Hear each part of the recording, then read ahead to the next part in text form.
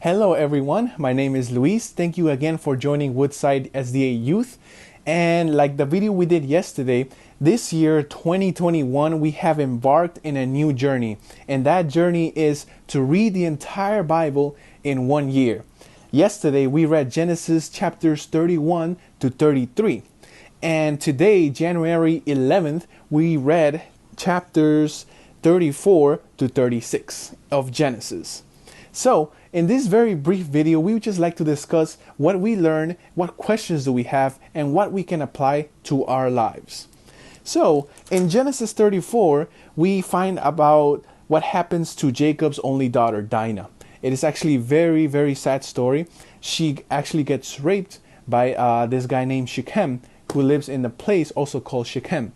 And the brothers weren't happy about this. And long story short, they went in and they killed Shechem and they killed every male of that city.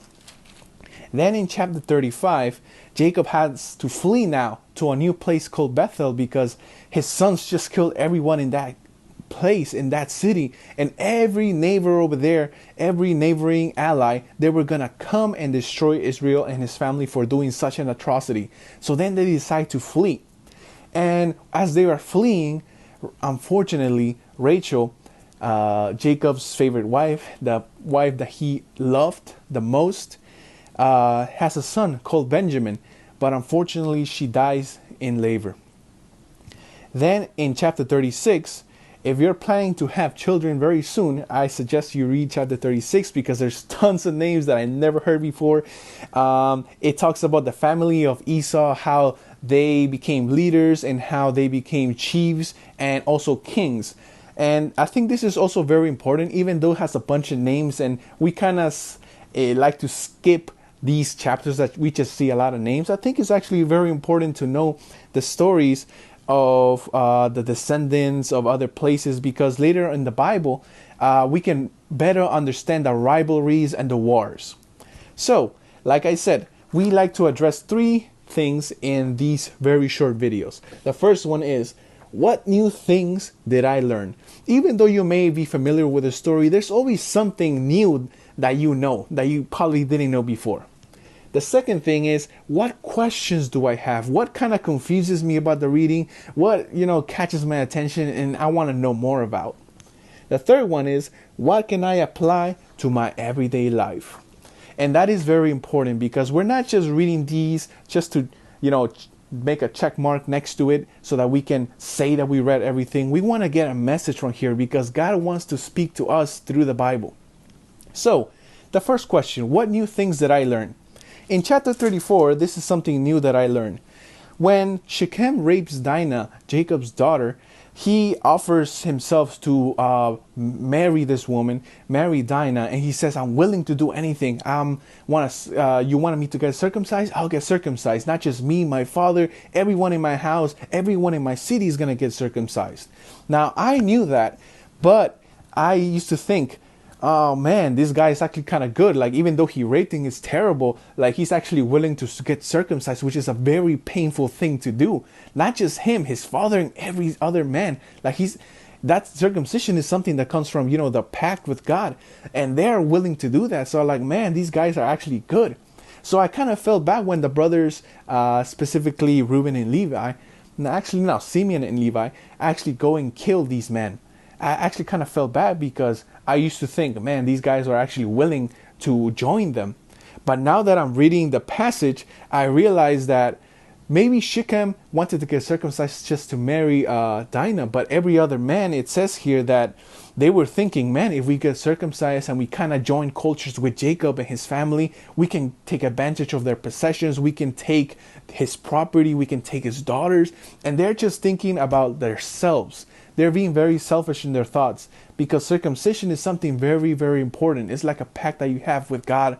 And to them, they were just using it to take whatever they want. So I can see here that they just were thinking about themselves and that they weren't actually willing to open their hearts to God. Even though what Simeon and Levi did was terrible, this is something new. I thought they were actually willing to accept God, but now they were just working out of their selfish hearts.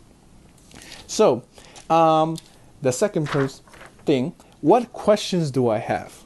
And I have a very, probably not super important question, but there is a question, two questions. In chapter 35, God reminds Jacob, your name is now Israel. And in my head, I'm like, why does God tell him that his name is now Israel if 2 chapters ago he told him the same thing in a different place? Like after Jacob wrestled with God, God told him, your name is now Israel. Why 2 chapters later he repeats again, your name is now Israel?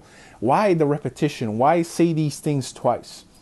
And also, talking about the name Israel, why does the author, the writer of this chapter of this book, uses Jacob and Israel interchangeably? Like, he says Jacob one day, like, and Jacob did this, and then the next verse says, and then Israel did this. You know, he uses his name interchangeably. What's the reason for that? Why does he use Israel one time and then Jacob one time if his name already changed? And to you, you may be saying, Lewis, why are you asking? This is kind of not important, you know. And I kind of think the same way. I used to tell myself these questions are not that important, but then I started to think, small questions like these can lead you to learning and doing more research and finding out more beautiful things about the Bible. For example, these questions that I just asked myself can probably lead me to find out, how was Hebrew literature back then? What was the system of writing back then? Because to me, the repetition seemed kind of silly. But to them, maybe that was their style of writing. So these questions can lead me to learn more and more about the style of writing, and that can eventually just help me understand the Bible even more clearer. Now let's go to 3. What can I apply to my life? So as Jacob and his family were fleeing, Jacob says, nah, we need to make a pact. We need to, start again with God. And it says here that Jacob told them, whatever idols or gods that you have, put them in this pile and we're going to get rid of them. And I was kind of surprised, because isn't Jacob and his entire family like followers of God? They build a lot of altars. They worship God. How come within the family of Jacob, within the servants, within everybody, there was a lot of people that have idols with them? And that kind of made me think. Sometimes we think, oh, this is a church. Everybody's perfect there. Oh, his family's Christian. No one's probably going through their stuff. But if you think about it, everyone is going through their struggles. Everyone has their own idols. Everyone has the thing that is keeping them from worshiping God 100%. And I think the same way Jacob, in the middle of being persecuted, in the middle of fleeing, he says, now is the time to restart our relationship with God. Get rid of those things. And I want to tell the audience today, after we just had a hard year 2020, and we're already like almost at the middle of the first month of 2021. And, we just had so many things go not right. We look at the news and everything is chaos again. I thought everything was going to end. But here, God wants to remind you, in the middle of chaos, in the middle of you fleeing, in the middle of transitions, in the middle of everything revolving really fast around you, take time to say, God, I want to restart with you. I want to eliminate the idols that I have. I want to eliminate the distractions that are keeping me from concentrating on building that relationship with you. Please, God, let me remove all those things. If that's what you want to ask God to do, I'm actually to leave a like in this video, and also to keep on following us and keep on reading the Bible with us and ask questions. And like I said yesterday, if you have your own questions or you have answers to the questions that I made here, if you have your own observations, or if you want to tell me, Lewis, you took something completely out of context, let me help you out, please do so that we can all learn together. Thank you so much for joining us today, and we'll see you again tomorrow.